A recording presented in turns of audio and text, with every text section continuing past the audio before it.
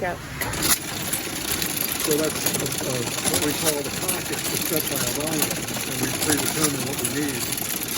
We'll grab the swells, we'll grab the stock, put it into the barrel, and then we put the strips in. And this is, right here is where we put the strips in. I'll take this one out.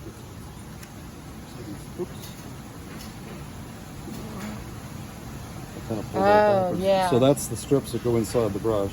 Yeah. And you can see it's a series of cardboard strips. Okay, for this brush. For this particular brush. And then Is this natural bristle? yes, Or this is basically what I was talking about before. This is the shipmate? Yeah. Yeah. Is it? Yeah. Yeah. Okay. So there's a shipmate. So what they'll do is they'll take this. There'll be brush makers here at the end of the table when the brushes come off and comb them. Okay. And do this? Yeah. Yep. And the difference. What's that called? Well, this is called a sizer. Now, there's one thing that's going to happen on the machine. The machine.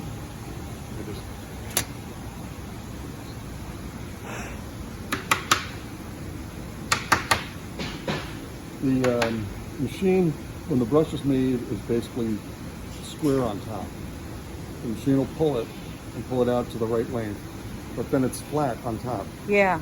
What we do is we do a process called pushing, where we actually, it's a dome shape. Yep. And what we'll do is we'll take this brush that came off the machine and we'll put it onto that shape.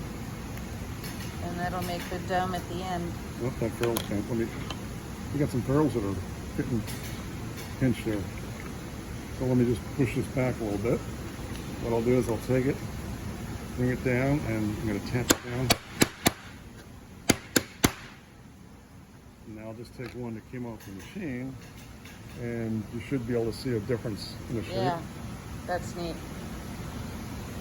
Yeah, that one's flat and that one's This rounded. yeah, and the reason we do that is because we'll still put it through a mechanical trimmer, and the brush that's flat, you're going to take off a lot of the soft tip, the natural tip. Right. And you don't want to do that. You don't want to do that. So we do the pushing operation, so that when we trim it, it's just to clean it up cosmetically. Yeah. And it makes a much better brush. Yeah. And especially with the synthetic too, where you've done a lot of preparation to get the tip real soft. Yeah. If you cut it off, you can't bring it back to the way it should be. Yeah, you can't cut a tip of a brush. I know that. So that's Very the cool. process. Very cool. Coming off the machine. Yep, don't go away. What's your name? Carlos. Carlos? Thank you, Carlos.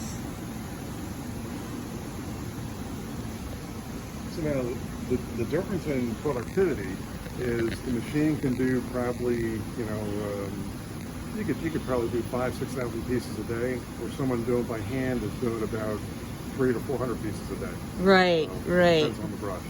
But sometimes you do it by hand, right? Oh, it depends. Yeah. It depends on the brush. Right. The Gen X's certainly are all done by hand.